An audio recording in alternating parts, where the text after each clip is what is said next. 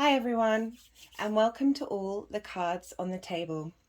This video will be about the Scorpio new moon that's happening on the 25th of October 2022. This new moon is also a partial solar eclipse, and it's happening at exactly 2 degrees of Scorpio. Now, before I go into the astrology deep dive of the energies of this moon, I just want to share my gratitude to all of you who are interacting with the channel, all the lovely comments and the likes. As I said, I'm filled with gratitude because this is a very new channel, and it's been lovely to see the growth that's happened over the last couple of months, and I just want to give you my thanks. It is deeply, deeply appreciated. So, my name's Chloe, and I work with energies. As you can see, my hands are moving around at the moment, and this is independent of my conscious thought. And the energies like to come out and play and help us transmute and absorb the information that's coming through in the channeled reading that will be happening today. I apply astrology as well as card divination in these collective readings, as well as in my one-to-one readings. And please, if you anything resonates in this video, hit that subscribe button and the like button. It's very much appreciated to help with the growth of the channel. Also, I recommend looking at the description box of these videos, because I often go back through and write other bits of information that may not have come through in the channeling, because there's usually a lot going on. I write out what crystals I use, what decks I use, and just some more information. So that's always another little area of receiving what's coming through. And I really recommend, for those of you who haven't seen the last video that I did, which was on the new Venus star point that will be happening on the 22nd of October. This video and the new Venus star point, as well as the Aries moon video that I've done, they all heavily involve Venus, and I've still left up part of the setup that I had for the new Venus star point. This is an image of Aphrodite, which was the Greek name for Venus. We still have her candle on the table, which I'll light at some point, as well as the offering of mint. I feel that Venus is such a crucial part of the energy that we need to hold on to during these times. And her shift into Scorpio is that of the warrior goddess. So we have a new moon, and it's an eclipse. Okay, so I pulled these 3 cards while setting up the table, and this one came through, which is the Bardo. I will put, this is the Wild Unknown Archetypes deck by Krans, and I'll put these all in the description box, as I said. And the Bardo is a Buddhist concept that is, it's the space in between lives. It's that transitory period before beginning a new cycle. A way of describing it is the usual way of living becomes suspended. So I feel that is very appropriate eclipse energy that came through in the card. Eclipses transform and shift and change our lives in quite radical ways, both on a collective level and on a personal level. And as you can see from the card, it's surrounded by skulls, and that's highlighting both the physical death and the act of transformation. Bones are also the part of us that doesn't break away. There's something very karmic in it. So we bring through aspects of our old life into the new. And this period is going to be about integrating the past to help us move it into the future. So this solar eclipse, so this is when we have the moon and the sun conjunct in the same sign as the nodes, the lunar nodes. And the south node is currently moving through Scorpio. It doesn't have an aspect to this moon itself. This is the first Scorpio new moon in the eclipse cycles between Taurus and Scorpio. So this really is part of the transformation that we're about to go through in this cycle. So we have this bringing together with the sun and the moon of our intellect with our emotions, our sense of self with our intuitive, instinctive responses, our consciousness with our unconscious. And a conjunction is when they are completely on top of one another. They are in union, in a state of union with one another. Usually this would be a time to plant new seeds, but as I said at the beginning of this message, because it's an eclipse, it's best just to stand back and see what happens. As I said, if you haven't seen the Aries full moon video, I talk about in that one how we went through a clearing. We received a lot of triggers that helped us clear through certain ways of thinking that weren't serving us, and understanding where our triggers come from in order to receive the benefits of this eclipse season that will be steamrolling through our lives.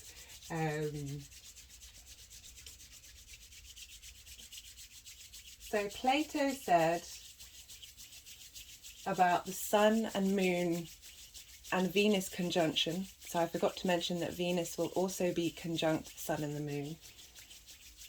That give me beauty in the inward soul, and may the outward and inward man be at one. So this is really about union and incorporating. Venus represents beauty with a capital B. And also what we value. She's incredibly creative. The arts are her passion. And she helps us establish our internal values out into the world. So we have the sun, moon, and Venus conjunct. We also have, into the mix, Vulcan. Now, Vulcan travels very closely to the sun. However, for the last couple of lunations, it hasn't been an exact conjunction. But now we have Vulcan in with the mix. And Vulcan was the husband of Venus. And Vulcan was he would build and make the tools, the weapons, the instruments of the gods. So he brought into 3D form concepts and creative ideas that may have only just passed by. He was the Venus and Vulcan didn't necessarily see eye to eye in certain ways, but he was always loyal to her, and she was always in her own way loyal to him. And I feel with what's going to come up in the rest of the reading, this incorporation of Vulcan and this ability to make manifest the tools that we need to move forward into this next cycle is going to be significant, especially in the sign of Scorpio. But before I go on to Scorpio, also joining us in this conjunction is the dwarf planet Haumea. This Haumea has a similar cycle to Pluto, so she moves very slowly. And she was there with the beginning of the Venus star point. She's at 29 degrees of Libra. And although she's in Libra and not in Scorpio, because she's at 29 degrees and everyone else is at 2 degrees, they are still by degree conjunct with one another. So she's bringing in this sense of balance and justice. She's a Hawaiian goddess, and she represents childbirth and fertility. So she's bringing in this new birth of Venus and helping us realize that change is constant and new life always appears.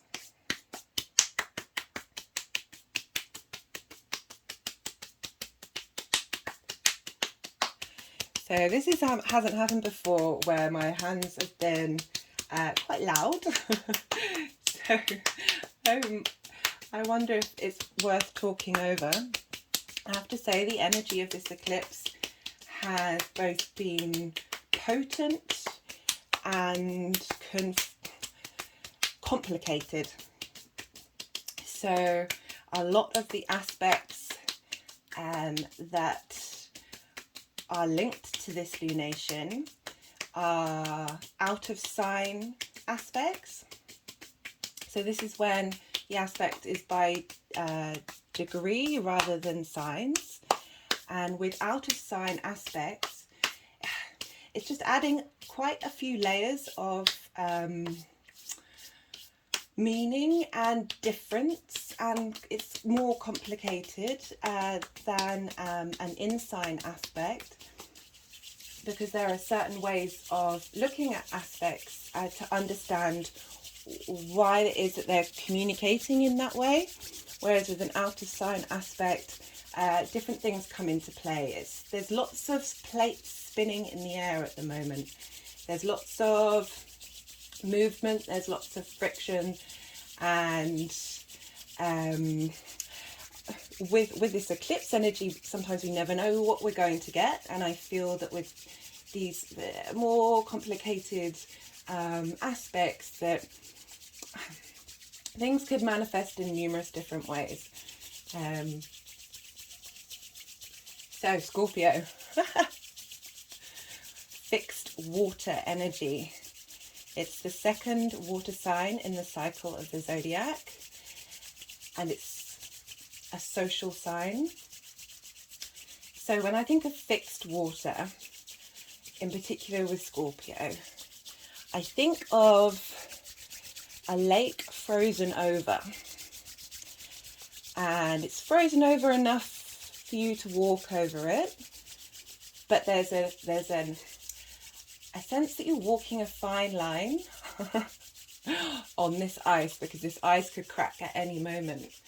And even though the water to you seems fixed, seems solid, you know that there's this depth of fluidity underneath, this depth of emotion. Scorpio is often seen as very intense, linking very much to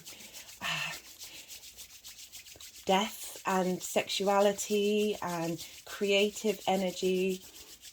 We have the scorpion as the glyph for Scorpio, and it has a sharp sting to its tail if you mess with it.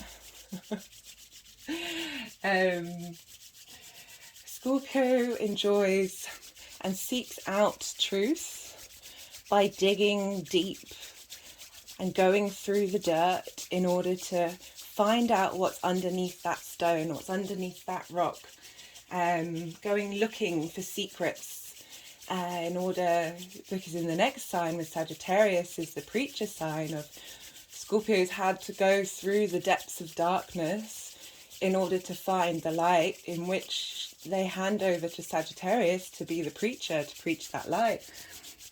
So we have this very inquisitive, intense sign that's constantly in a state of transformation, and can have as I said, there's a sharpness, there's a sting to Scorpio's words and bite.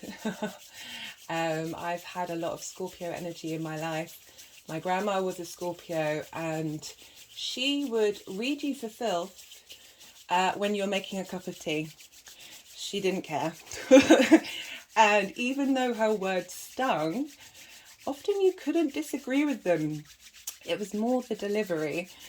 But Scorpio hasn't got time. It's just come after Libra, and you usually see a rebalancing of energies moving from sign to sign. Whereas Libra is Venus and harmonious and wanting social harmony in the way that we talk to one another. I feel like Scorpio goes the other way and says, well, look, actually, no, we need to get to the point. We need to figure this out, and we don't have time to cover you in cover. I don't have time to cover my words in flowers.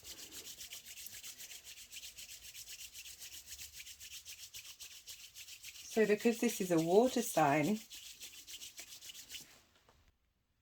Scorpio is focusing on getting to those core emotions, those core emotional needs.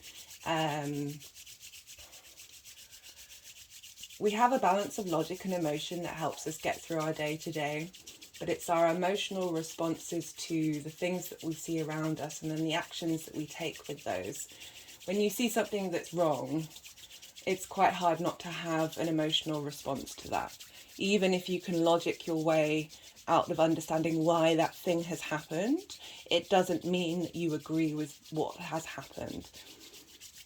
We're living in a world where realism and idealism are butting heads against each other. There's lots of grey, there's lots of narratives and hidden truths. And one thing that I've noticed, you often feel eclipse energies before the eclipse happens, and the amount of information that is coming to light about certain things that have been going on in the last couple of years, which are just manifestations of things that have been going on for a very long time, is encouraging to see where this eclipse energy is headed, because we haven't even got to see eclipse yet. And as I said before, eclipse energies can last 6 months, can last up to a year. So we're only just sort of beginning, especially as this is the first eclipse in Scorpio that's a new moon, so it's representing a new phase and a clearing of the old, rather than that completion energy that we get with a full moon. So where was I?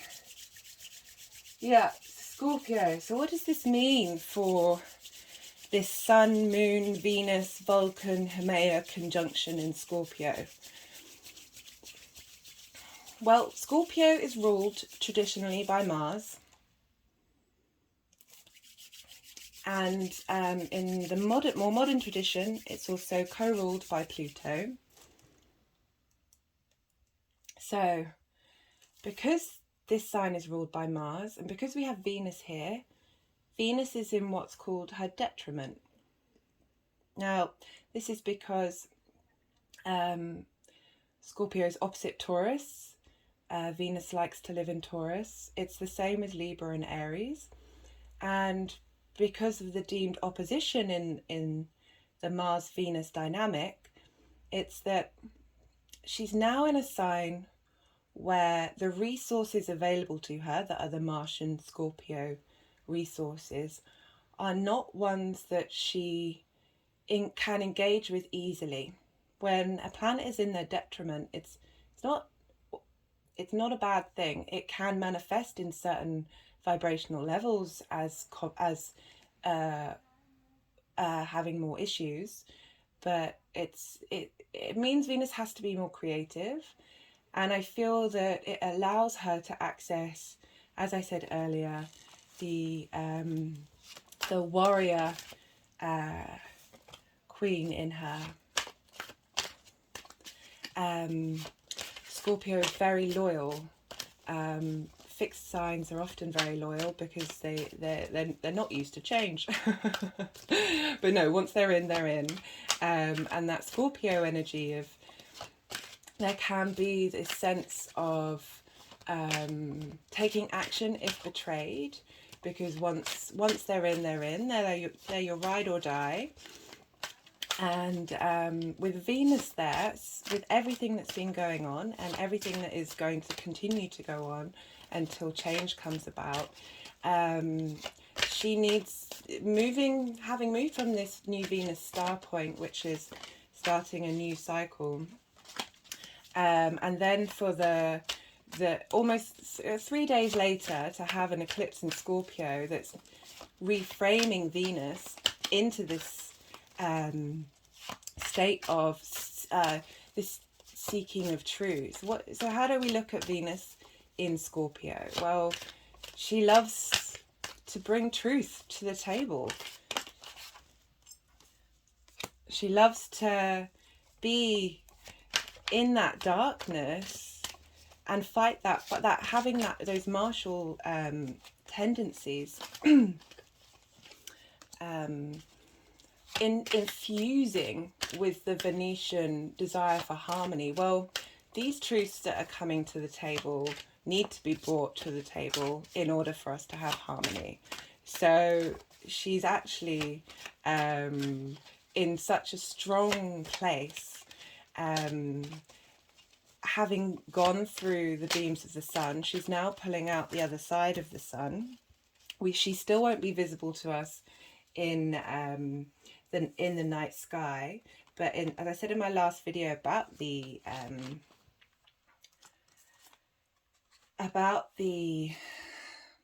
okay, so no, I'll read those in a second. Well, no. So a couple of days ago, don't know if you can see, I saw this in a free paper that we get in London, and it called to me. It broke my heart, and I felt the need to take it out of the paper and have it as a visual aid, because what it's representing is one of the many traumas that we are facing and that we have faced for so long as the human race, and that is war. Now, I can be realistic about war and understand why it happens, but that doesn't mean that I want it to happen. And so this piece of paper is saying, what can virtual teach us about reality? And it's called War Games. As a kid, I watched this movie, Toys. It's one of my favourite movies. It's with Robin Williams. And I really recommend it to anyone out there who can watch it. It's so appropriate for what's happening now, and I think it was made in the 80s. So the card that I pulled was Temperance, and it's in reverse. And temperance is tempering your extremes. Another word for it is alchemy, and alchemy is about finding balance between the elements, and it's in reverse, which means that, I mean, clearly that's not what's happening in the world right now. These extremes of where we are and who we are not in balance.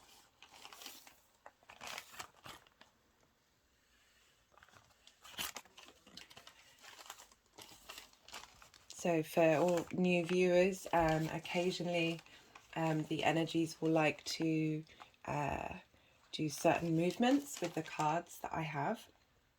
I have a blue scarf that was given to me by my Piscean grandma for Christmas a couple of years ago, and blue is linked to the throat chakra, and often when you go further out in perspective with the galactics, they hold a certain blue colour.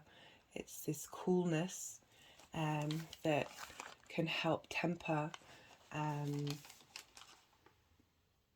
the very martial elements that are going on right now.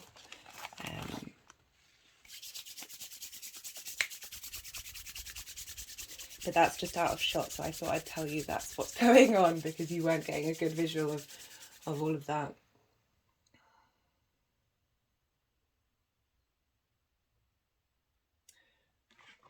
I wanted to, I often ask the energies what would they like to bring to the table for a particular nation. And this has always been on the table, but it's been out of shot. And this is a talisman that I made for myself in Christmas 2018. And I was going through a period of sexual healing. I have in my chart Venus in Leo square Pluto in Scorpio, and that has led to relationships and situations that have facilitated my transformation, but during that journey it still cuts to the quick, certain things that may have happened. And it's linked into the moon cycle, and there's been a lot of things that have been coming up about female rights and their autonomy over their own body, whether that's their ability to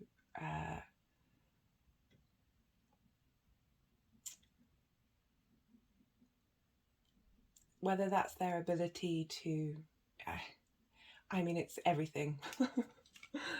Everything all at once around the world, and we're really seeing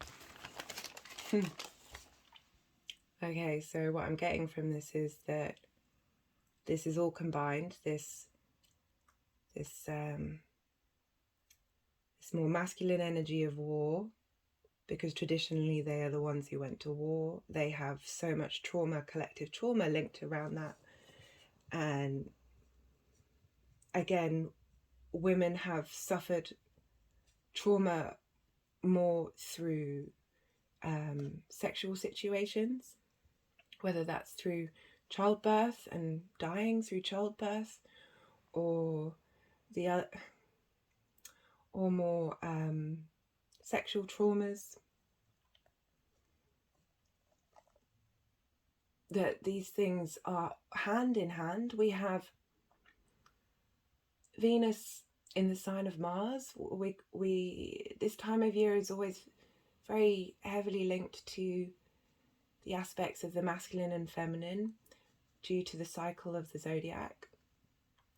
And this is during equinox periods and that shifting change time from one half of the year to the next. It's both spring and autumn when either new life is beginning or things are decaying. It's that turn of the wheel, and how we have to stand together and heal together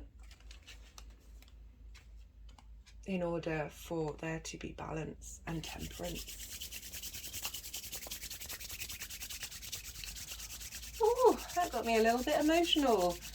How can it not? How can anything that's going on right now not bring up these emotions? Scorpio is obviously a water sign, which is linked to our emotions, and it's the nitty-gritty of our emotions. It's Mars is cutting, severing, slicing into pieces. It's also the need for motion and the need to keep going and to transform. There are so many different aspects and vibrational levels of all of these things. So when I may say some generalizations, it may not always apply to your situation. You may think, oh, I'm not like that. Well, that doesn't mean the same way for me. Think on what I'm saying and see how that may manifest in different ways in your own life. It's astrology, and all of this is a constant exploration into the fact that we're multifaceted beings. And so the things that we work with are also multifaceted. So as I was talking, so I just had to pause because I was having a bit of a coughing fit. Where were we? So we have this big conjunction going on that represents the eclipse. And as I said, Mars, Scorpio is ruled by Mars. Okay, so another one of the cards that I pulled just before the reading was the Queen, and this is the Empress card in the tarot, and the Empress card is ruled by Venus. It really did make me smile how much Venus's energy has been coming through and how much strength I'm finding from that energy in all her possible manifestations.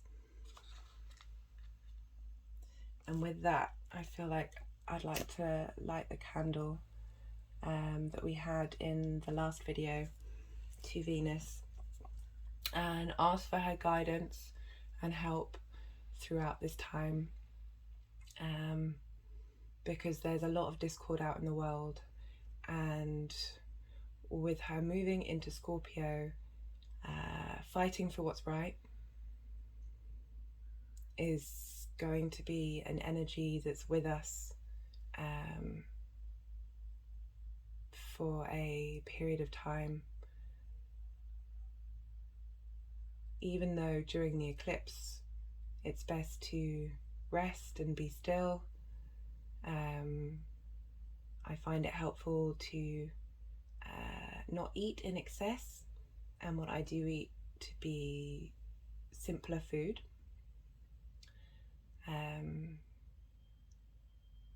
Just while this very, very powerful energy is going to be moving over the earth, the moon will be hiding part of the sun, which is a unique experience. It's by having this imprint of our unconscious and our instinctive needs onto the sun during this new moon, it's reminding the sun of that which is hidden in order to help it bring it to light, which is exactly what Scorpio energy is all about. We're being fueled by this energy. It's incredibly powerful, and I am grateful. I am grateful that this is all happening despite it being complete madness. Right, so Scorpio is ruled by Mars, and because Mars is the ruler of Scorpio, we then look to see what's going on with Mars in the chart. And Mars is all the way in Gemini, and will be in Gemini for quite some time because of the retrograde that's going to happen. And this Mars will be stationary. This means Mars is going to move incredibly slowly in the lead up to when it goes retrograde on the 30th of October, which will be 5 days after this eclipse. So we have a Mars. I told you about the out of sign aspects. We will have Mars, Trine, just it'll be trining everything except for Venus. Venus is just edged away from what is already quite a weak trine with the Sun, Moon, and Vulcan. But we still have that trine there with the Sun and the Moon. And this is, again, it's out of sign, so trines are usually air to air, fire to fire, water to water. So they're always with the same sign. However, because of this degree situation, the Sun and the Moon are in Scorpio, and which is a water sign, and Mars is in Gemini, which is an air sign. So we're adding a layer of complexity here with this trine. Trine is an aspect of Jupiter. There is a sense of abundance and bounty, and yes, with a trine. However, with trines, sometimes unless you put the motivation in, which can be found by squares and oppositions, action may not come about. What I find interesting with this trine is we don't really have the squares to kick it into gear. So it's more, I found with the energy of this eclipse, this is very much a wait and see situation. So we have Mars and Gemini. How does this trine help this this eclipse? Well, I feel like Gemini is Mars in Gemini is facilitating through debate a lower vibration. Another vibration of this could be sharp words, jousting words, conflict. We've spoken about the Mars and Gemini before. It's this duality, this holding space for this, that, and the other. This sense of curiosity, and with this trine in Scorpio, which is about fixed emotions. It's helping Scorpio while releasing all these secrets and while digging up and turning over these stones and finding out the darkness that needs to be brought to the light. It's helping this energy stay flexible. Gemini is a mutable sign, adaptable to change. We're going through a in-between stage and a transformation stage, and we need to be open to possibilities.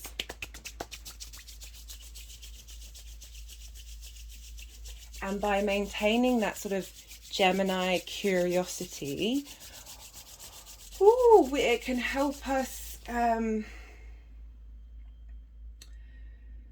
communicate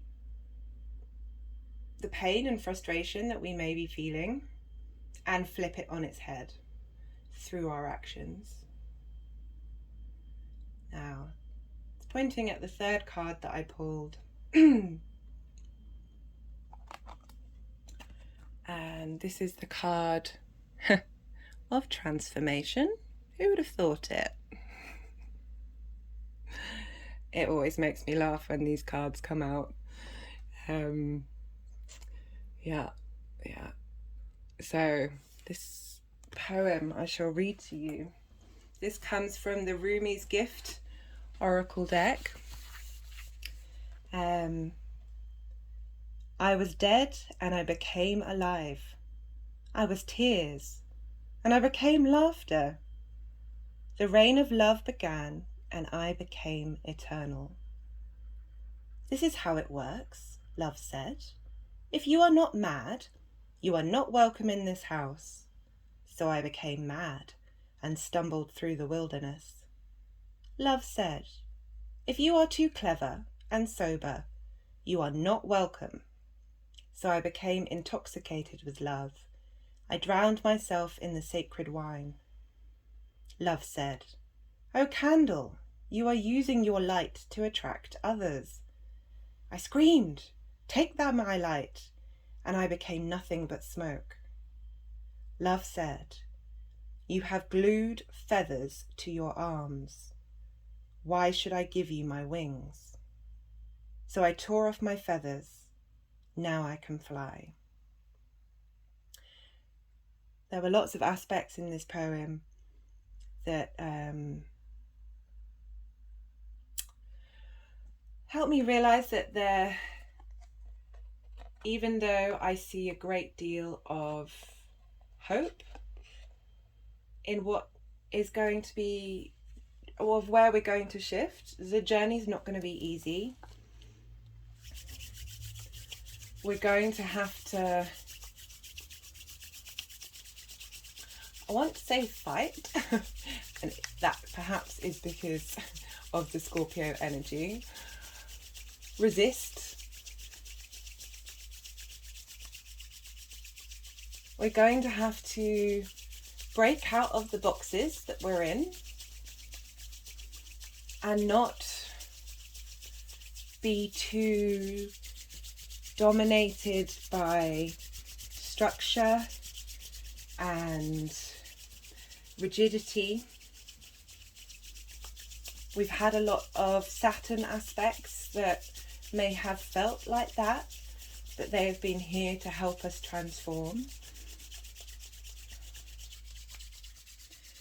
It's also about being true to yourself and not being an imposter to what it is that you love and care about. The last paragraph of the poem in particular, where love said, "You have glued feathers to your arms. Why should I give you my wings? So I tore off my feathers and now I can fly." This idea of, by putting those feathers on, you're pretending to be something you're not, when the glory of yourself is that you are yourself. And this is coming through in other aspects of this lunation, where that realness of Scorpio, where it's like, be true to yourself and don't betray yourself or me. Don't mess around. Don't tell me what you think I want to hear. Be honest. And with that kind of honesty, you can have a deep sense of loyalty and understanding of where you stand in the world and how you want to operate and what you want to be seen around you. We are seeing all of this in Iran right now. For those of you who may not know, women are being killed for not wearing a scarf around their head. That's not me disparaging Islam and the tradition of wearing that scarf. It's not my place to do so. But currently, women are suffering from the fact that if they protest, they may end up losing their lives. And the literal sense of death of the Scorpion is very real and very valid to them. But they're still going out on the streets. They're still protesting. They're still enraged against the system that has been clamping down on their own autonomy. And they are aware of the strength that they need to pull on to help bring transformation into reality, is the potentiality of losing one's life. And it's something that we can't hide from. I would love to be all love and light. I feel like we can hold that space, as well as the complexity of the reality that we're living in. Bad things happen. Things happen that hurt our feelings. Things happen that make us want to dig deep into the earth and find out how could that happen? How could that manifest? But this poem is also teaching us about love. And doing it in such a Scorpio way. I was dead and I became alive. and how love is like, if you're this, you're not welcome. If you're that, you're too this. If you're too much of that, be true to yourself.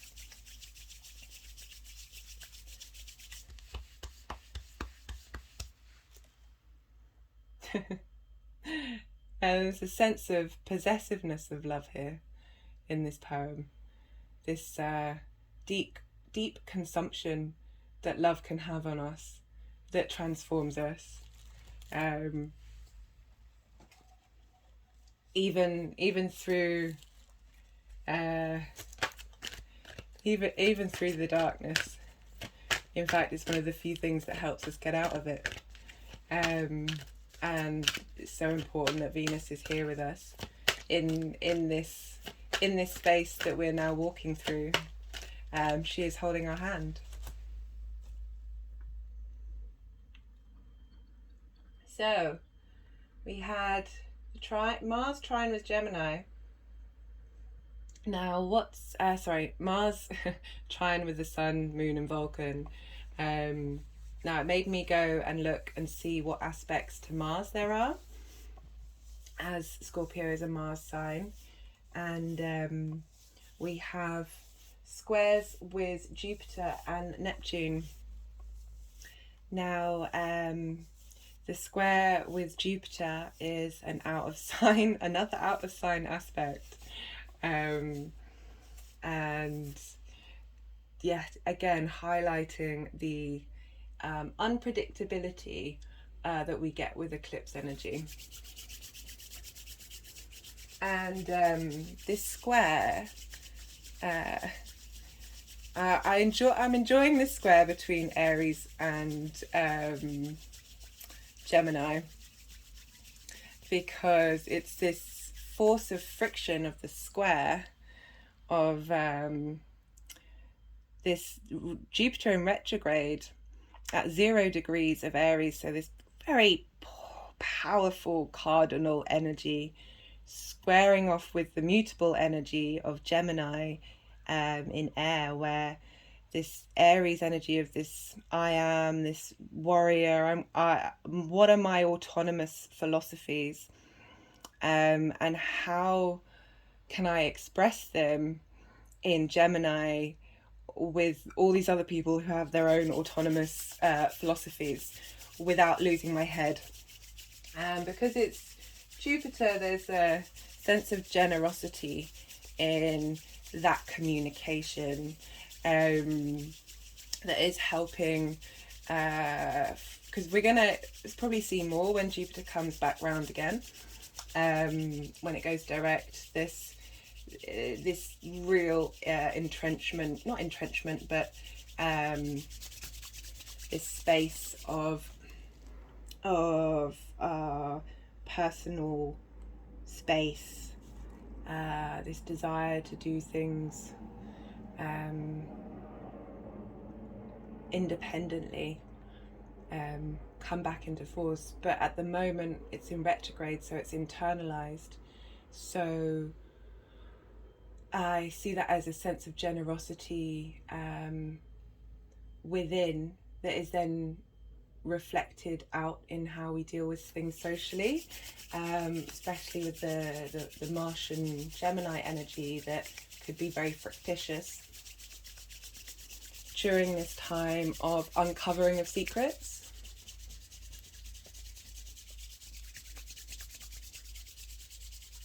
Because these revealing of secrets are going to affect all of us, regardless of whether you knew these secrets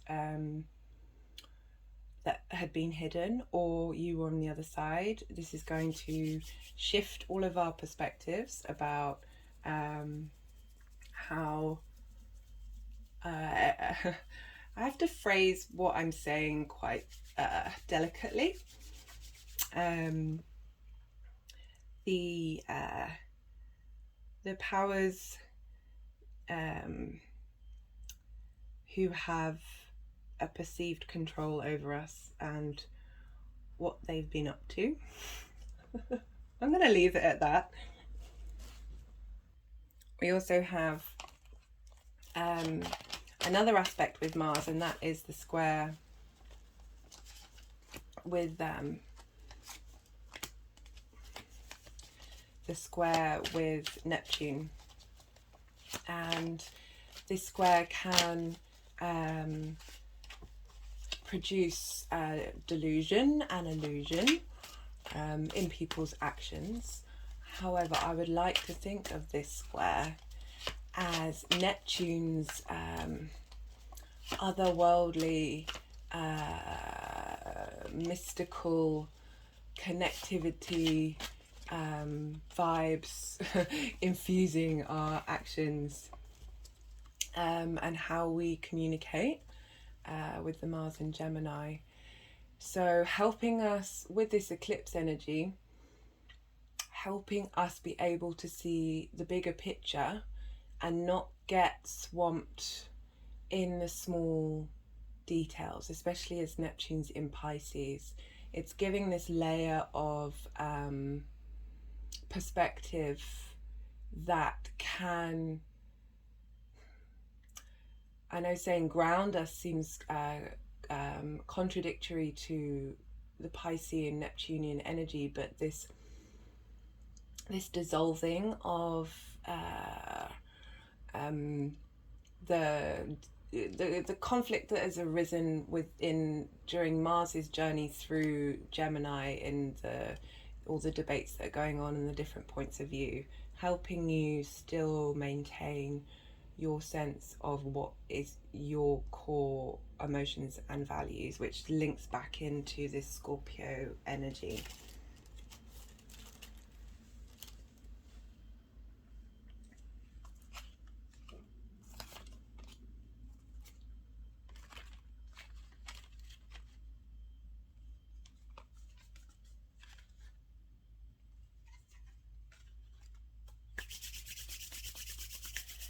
So I'll move on from, well, yeah, so we've got Mars, which is the traditional ruler of Scorpio, but we also have Pluto that is a co-ruler of Scorpio. Now, Pluto and Mars at the time of this lunation will be inconjunct with one another. Now, we haven't had any strong inconjunct aspects in the recent lunations. So I'll talk to you about what an inconjunct aspect is. And this is when the two signs have nothing in common on first glance. They aren't of the elements that work together. They aren't of the either yin or yang energies that work together, and they aren't in there's just lots of different things that mean that they don't talk to each other. It's difficult for them to find a way to start the conversation. You know, if you're in a social gathering and you're meeting someone for the first time, or someone that you've known for a while but haven't been able to start that conversation because you feel like you're very different from them, but you find yourself in a situation where you have to, it might be a little difficult to start that conversation, but once you have to just get a bit more creative about trying to find common ground. There can be, and then you'll find out that there are things that, the things that each of you have can help facilitate this change. So an inconjunct is not quite an opposition and not quite a trine. It's in between a trine and an opposition. So trines is Jupiter, which is the yes planet, and oppositions are a Saturn aspect, which is the no planet. So you've got a little bit of whiplash in there of trying to work out where you stand. Is it a yes or is it a no?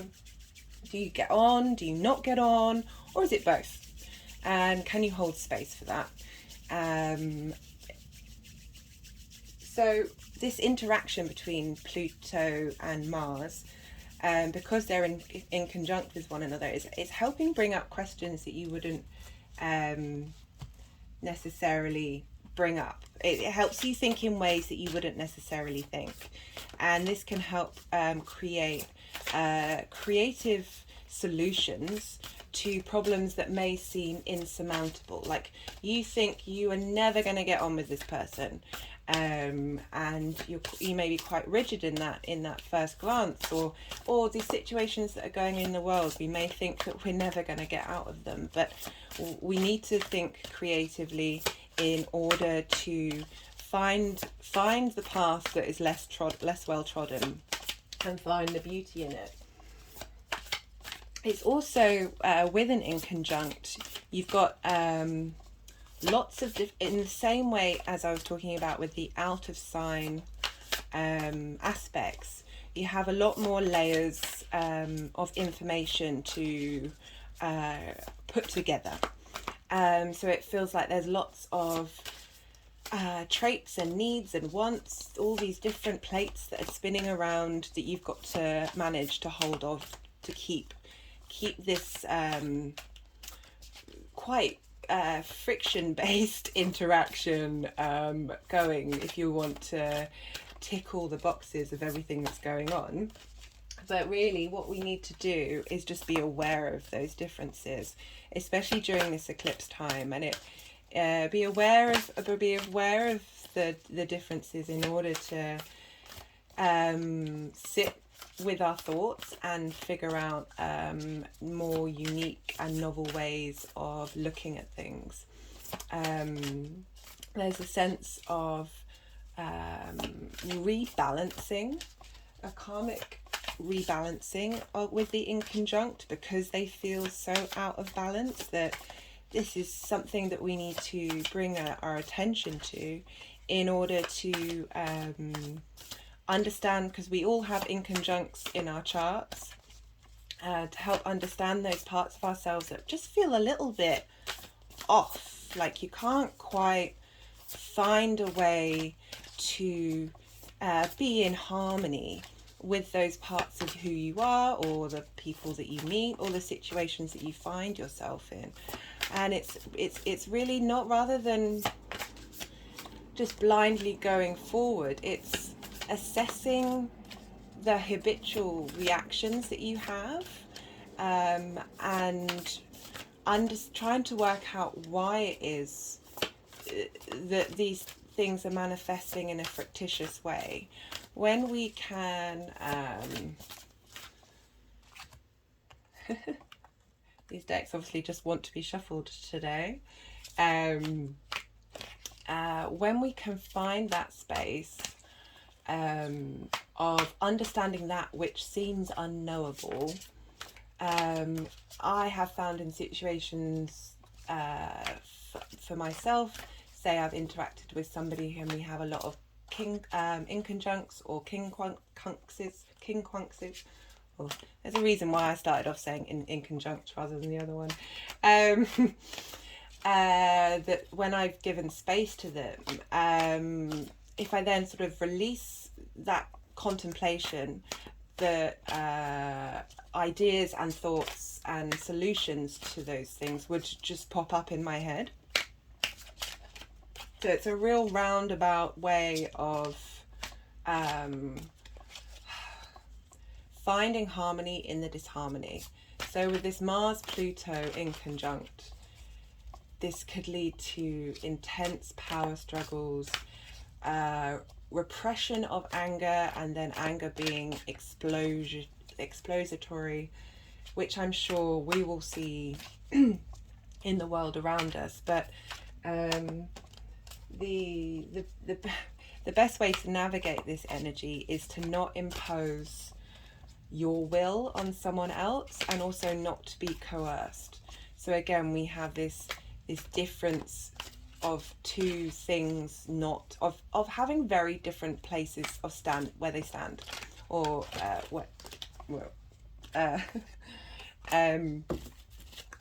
having different places of where they stand, and therefore enforcing their will one way or the other, or you enforcing your will, or those parts of your chart enforcing themselves in different ways. When we don't do that, when we find more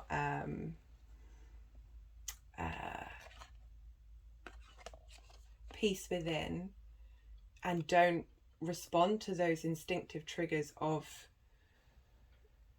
putting your will onto something, we're going to find the things that we have in common, and the ways that we can find solutions for things.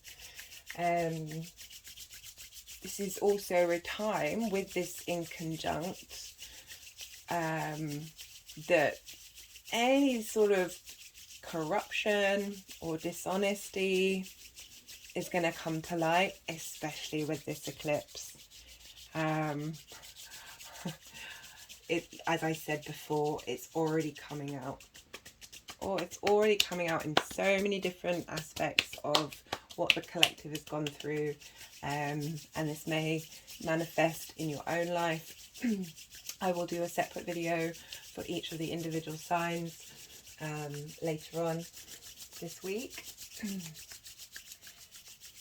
Now, Pluto is also squaring the Sun, Moon and Vulcan, as well as Humea in Libra. It's not squaring Venus. Venus is a very independent energy in this lunation. I was going to say she's very lonely, as in she doesn't have that many strong aspects to her, apart from one that I'll talk about in a little bit, which I really, really love. And I feel, because we've got Mars talking to the Sun and the Moon, and we've got Pluto talking to the Sun and the Moon, really like forging with the Pluto Sun square and Moon square. This is this is the light and the darkness, the underworld, coming into butting heads with one another. This is this friction that we need, that is being quite apparent of all this trauma coming up in the world, that the Sun, with the square to the Sun, we have this light shining on this ugliness that's going to help us stand strong and see what it is that Pluto's helped dig up for us, to help us transform and transcend into this next cycle, the information that we need to collect in order to move from the in-between space of the Bardo into this transformative space afterwards, where Venus is going to have a bit more sway over our actions. So, as I was saying, Venus is she's independent right now. Even though she's conjunct the Sun and the Moon, she is she's not being coloured by a lot of other energies in the chart. So she has a real strength of self, of what energy she wants to bring. She's moving away from the Sun. We won't really get a good idea of how this manifests in our lives, in our world, until I think around the beginning of December, when she finally appears in the night sky as the evening star, and she's no longer under the beams of the Sun. But she's going through the underworld right now, and she's receiving information from the Sun in order to help her move into her evening star phase, which is more long-term thinking, planning, about bringing in the values of the collective into the world around us. Really just enjoy it. I think it's this eclipse energy. I could shuffle and pull out lots of cards, but there's a lot at flux. There's a lot in a state of transformation right now. So yeah, there's two more aspects that I want to bring in. I was just saying how Venus isn't doesn't have much influence on her during this lunation. She does, however, will be, she has been, she will be, no, she has been, she is, she will be, all time, like eclipses is when like the big shifts happen, time speeds up, actions that may have taken you a long time to instill yourself happen by outside circumstances. There's a lot going on, but right, so Venus has a grand water trine with 2 other asteroids. She has this grand water trine with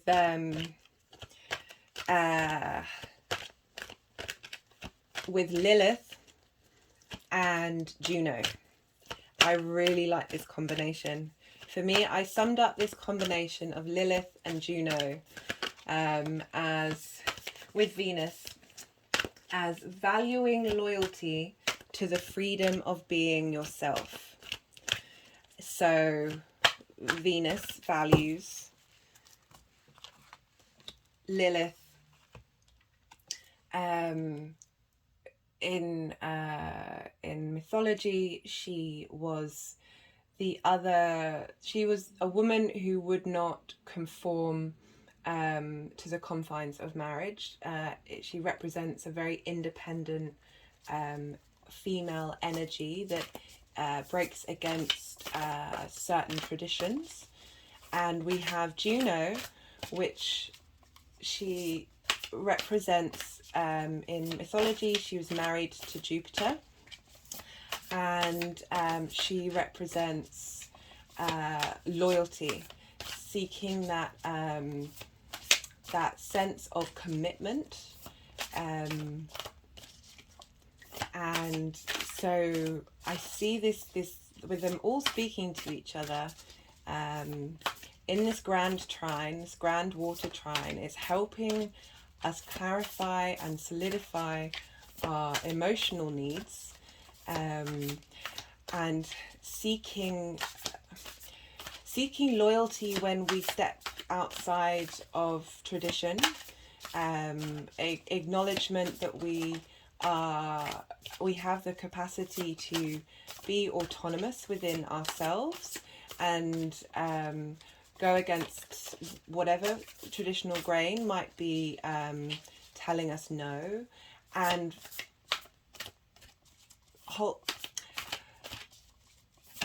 still being able to encourage loyalty both from an inward perspective and an outward perspective. I've not had it on a reading before where essentially the cards just I think their energies just want to be here.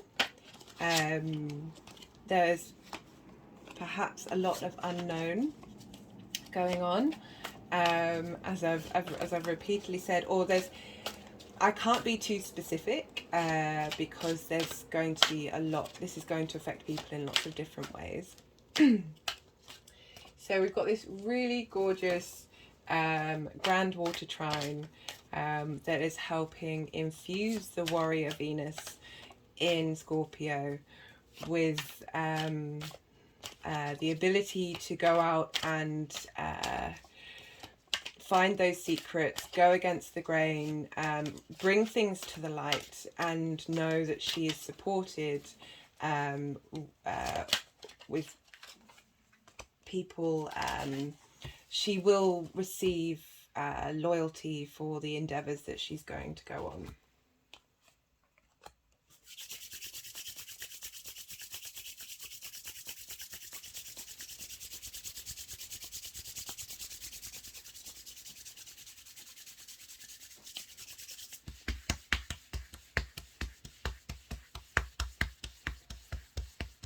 So the final aspect, and this is just a short one, Saturn will have gone direct, and Saturn has been retrograde, and even though Saturn is not aspecting either the sun or the moon, it's the fact that it's going direct during this period is giving It can manifest in many different ways, but this could be seen as a new clamping down of control against this, against these revelations and this fiery warrior spirit that's been rising up. Or it's Saturn is, when it's right, it's right. And Saturn is trining Mercury at this time. That's in Libra, and Mercury is in this space. It's bringing the way that we communicate these things. Libra, for me, what jumped out the most was justice. How about what is being revealed through Mercury in Libra season, having the underwork, the work that had been done previously to help bring these, like the research that had been done in order to bring these truths to light, is being enacted through Mercury in Libra. And with the trine to Saturn, especially around the eclipses, is this element of divine timing. So even when we think things aren't happening in the pace that we would like them to, there is this aspect of, with Saturn, because of the restrictions and the aspect of no that Saturn gives, we can find it frustrating. I've dealt with a lot of Saturn issues recently, and even if they've been hard work, the payoff is exponential. So that's all the aspects I wanted to talk to you about the astrology. And now perhaps I will read the cards that we have here on the table. So where shall I start? I'll start with, it's the blind spot. And this is a deck by Teal Swan. Again, I will put this all in the description box. I don't use these very often, so I'm going to look what this says. And this is 59.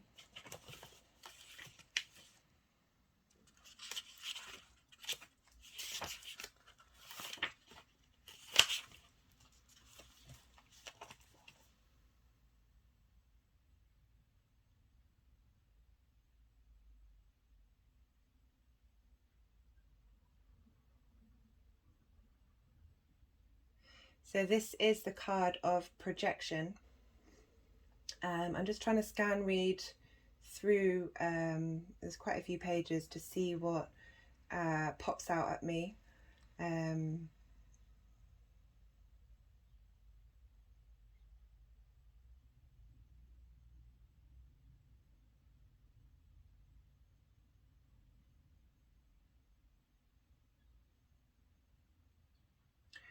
Okay,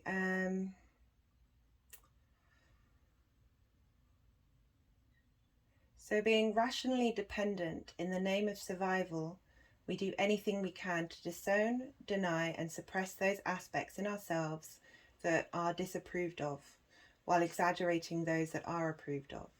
We disassociate from what we can disapprove of. This creates a split within the person that we call the conscious and the subconscious. This self-preservation instinct is, in fact, our first act of self-rejection.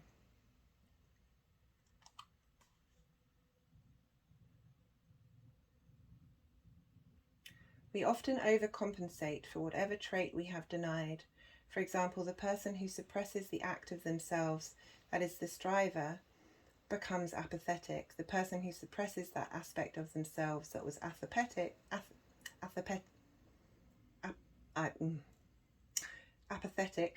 is such a striver, they excel at everything.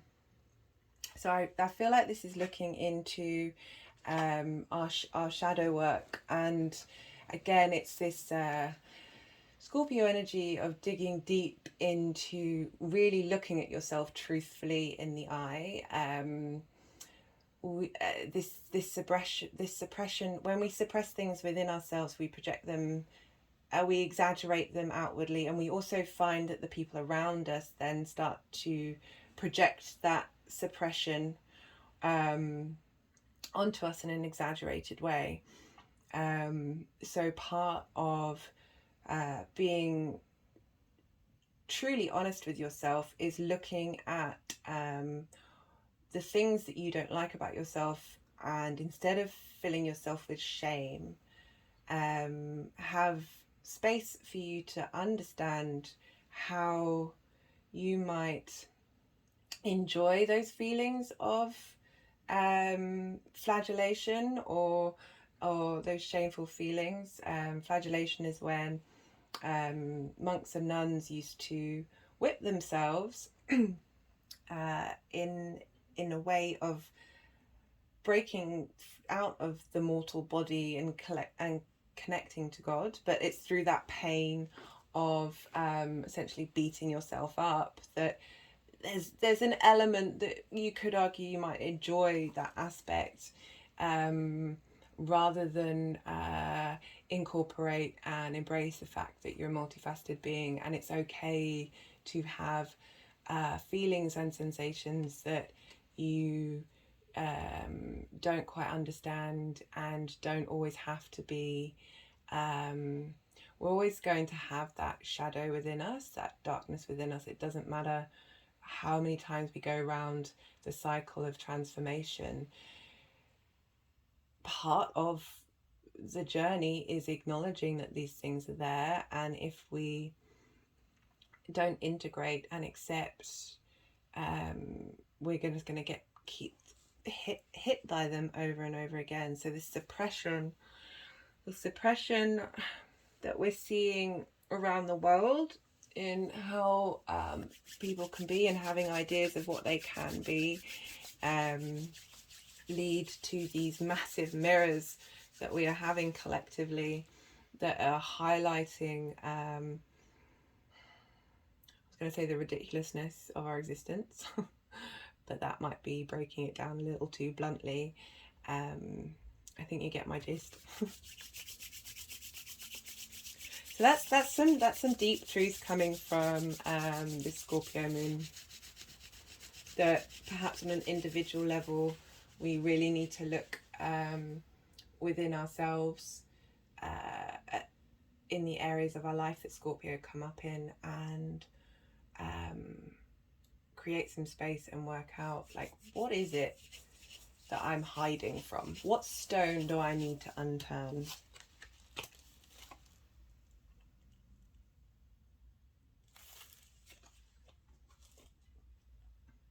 So one of the cards that I pulled was the Hierophant, and the first thing that came to mind was what I was talking about, Iran, and the things that are going on in the United States in terms of women's rights, and how a lot of the oppression around women and others come from. So the Hierophant is like the Pope. It represents more book religion, more tradition, more instilled, entrenched communities, and the power and dominion, amongst other things. But this is what's calling to me with the Hierophant and in this spread, that that needs to be transformed, basically. So the Hierophant was placed on this projection card, and this is making me think further about how these rigid ideas of who we should be and how we should conform in society that come through certain aspects of certain religions are projections of their own it's quite tricky just how to communicate, especially I'll phrase it in a different way, especially with some of the traditional ways of looking at Scorpio, which is about both death and sexual energy.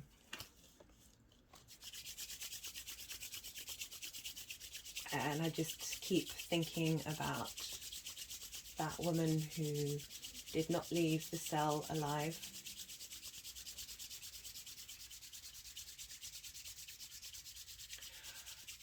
But I'll leave it at that.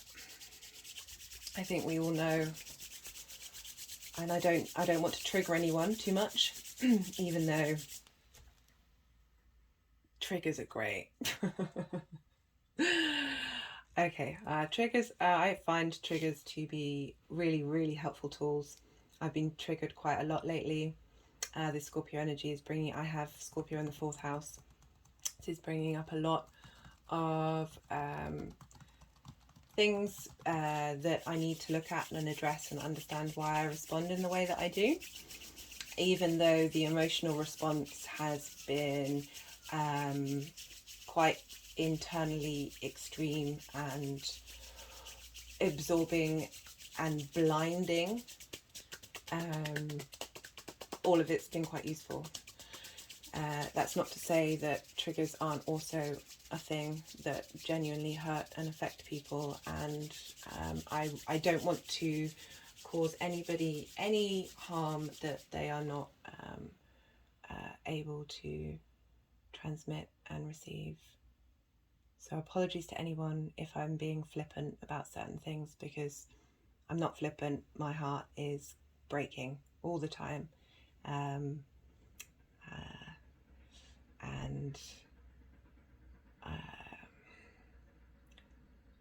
I try and find ways of, I guess it's a detachment, so I'm not just constantly crying on the floor.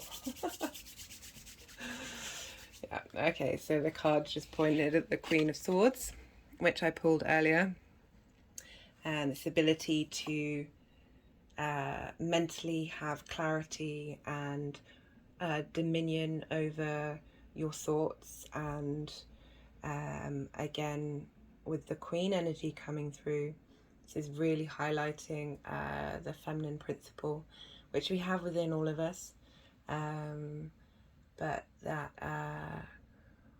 with where we're headed and what's going on, and what transformations may happen in this world, there are many paths. I am comforted by the fact that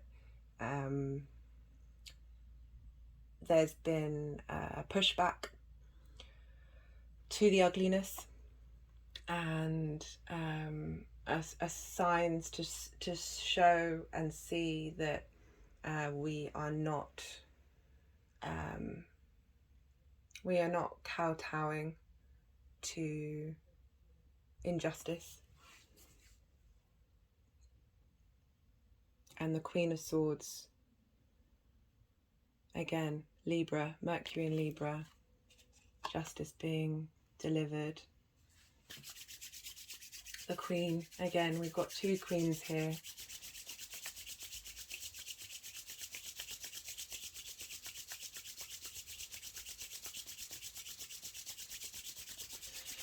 So, what? We have other cards that want to be read, don't we? Don't have much time, guys. Sorry, I'm talking to the energies. I'm fully aware that this video has gone on for quite some time, and I would like to actually read you some cards. I know this particular video didn't have that many in it, and I do apologise for those of you who enjoy the cards. I enjoy them too. I had thought, with all these decks on the table, that there would be more cards that would be pulled, but this this has not been the case.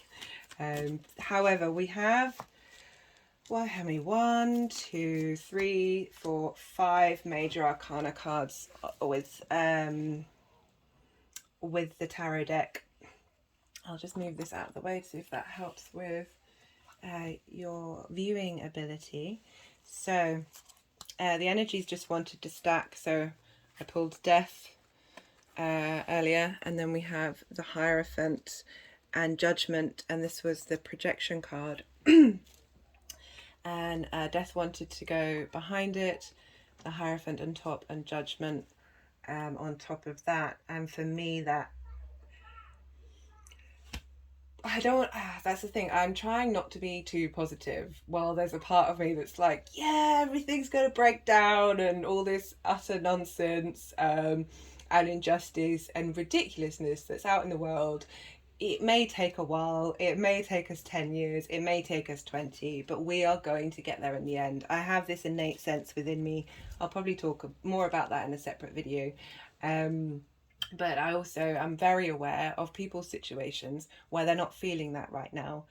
And even though this might be a vague source of comfort to hear this, the realities that they're in are restricting, are they're facing dominion and domination wherever they look. And that goes for the men as well. That goes for the men that are conscripted right now in wars that they may not want to be in. And yeah. So we have Death of the Transformation, the Scorpio card, funnily enough, came out. We have Projection, Death of Projection, within more book religion, but you get this nonsense wherever you go. And by nonsense I mean what I was referring to earlier. There is great depths and beauty to these things, but as I said, many different facets. And then we have Judgment, divine judgment, however you want to look at it, but justice, where cause and effect manifest, and the ability to move forward through this. And Temperance then wanted to be brought in with this cluster of cards, and Temperance is now upright, implying that there will be balance. There will be this space of harmony for us to be at our best.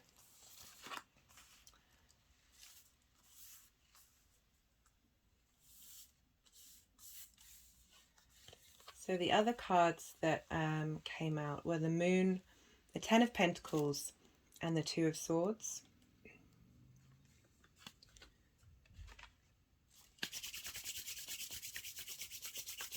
So the Two of Swords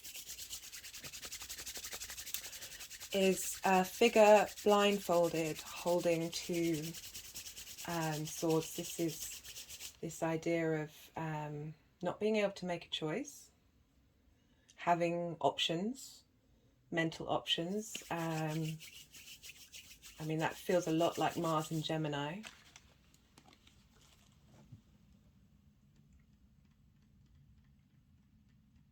That there are still things that are up in the air before.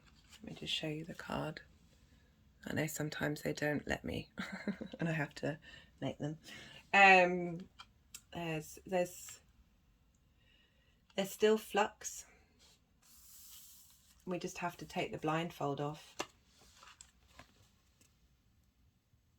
in order to make a decision with our own autonomy and authority. The other cards that came up were the Moon and the Ten of Pentacles. And so Pentacles are an earth sign, and they often represent work and physical manifestation. The Ten of Pentacles in reverse, so upright, it would imply that good things were coming your way, bounty in all areas of your life would be manifesting. But because it's in reverse, it's still a positive card, but the reverse can often mean a delay of that happening, which is again what I've been speaking about with this eclipse, that it may not seem like it right now, but this things are coming around the mountain. Things are coming around the mountain. So this is the Ten of Pentacles in reverse, and they wanted the moon to cross it. Now, while they want to move these around in various ways, I will show you the crystals that have been sitting on the desk while during this reading. And we have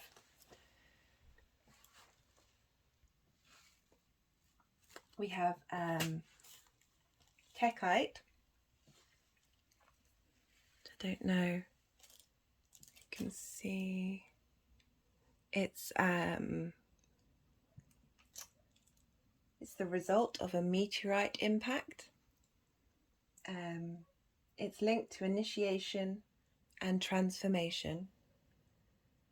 It's also called the teardrops from the moon, and assists with tantric practices and healing the sacral chakra.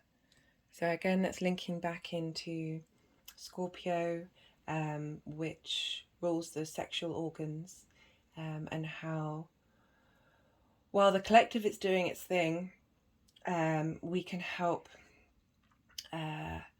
by working on our own sexual healing. And the sexual organs are also creative organs. They embody our creative energy, and how this stone is here to help with that transformation and help healing of your sacral chakra.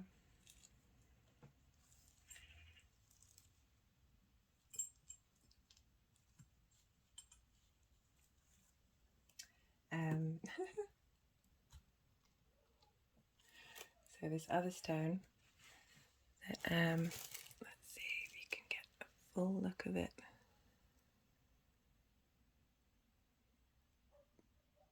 I've had this stone for a while. One of the first crystals that I had come into my life in the last, I would say, 5 years. I had a lot of crystals as a kid, but this is one of the first ones that I bought when I fell down the crystal rabbit hole. And this is Libensite, and this is for free speech and free action. It decreases mindless speech, increases clarity and inner knowledge, and it's the stone of progress. So we have this energy to help us move through in our battles for truth with clarity and inner knowledge, and helping promote free speech and action, which is, you can see glimmers of it, but we've got a way to go. I laugh because I'm not crying.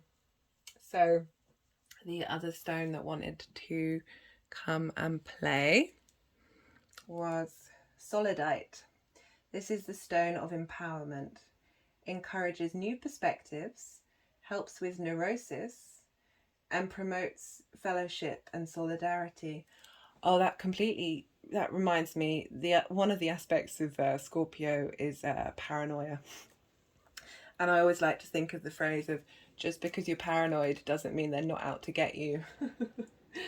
But the fact that this stone came up that said it would help with neurosis, just because you're paranoid doesn't mean they're not out to get you, doesn't mean you're also not paranoid about other things. Like, you're not, that paranoia isn't always justified. And I'm really enjoying the fact that that stone came through to help us be able to see clearly where the truth is. So the final stone, let me see, there we go. This is Bird's Eye Jasper,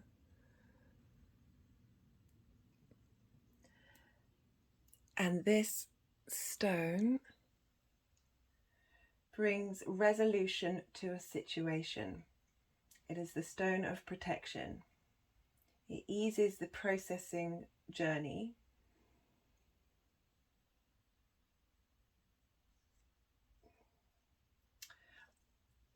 Sorry, I was just focusing on the fact that it says it helps bring resolution to a solution. So we have the stone of progress, the stone of empowerment, and the stone of resolution. And we have these together with something that was made from the impact of an alien rock onto this earth, helping us clear and heal sexual energy that may not serve us. So I just want to share these with you together, and I hope that the energies of them combined absorb into all the subtle aspects of ourselves, and then help us infuse and walk through in the 3D world with those energies. And I give thanks to these crystals for sharing with me their wisdom and their energy, and I can only I can't thank all of these modalities enough to help me understand and see through the madness. And I hope that my videos are doing at least a little bit of that for any of you who are watching. I'm really grateful to all of you who do watch all the way through. I appreciate that my videos are not short, but there's often quite a lot to say. And yeah, sending you my love. And as I said, I will hopefully get a video out to do all the 12 signs and how this eclipse may come up in your lives.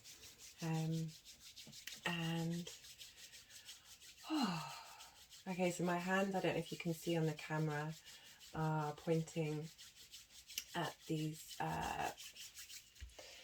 rose quartz that I have. Managed to get them on eBay for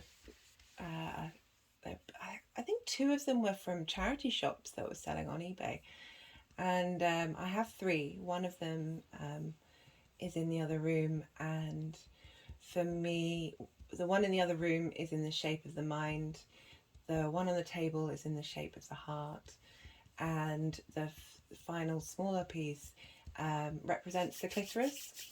And that's not just linked to women, because I don't know if I should say this word in case I get striked. I haven't been on YouTube long enough to know what. Yeah. Anyway, it's part of essentially the masculine sexual organ is a giant. Blank what I just said. So this is for everyone, for all of you in the world, and yeah, I never quite know how to end these things. Yeah, sending you so much love and good luck out there.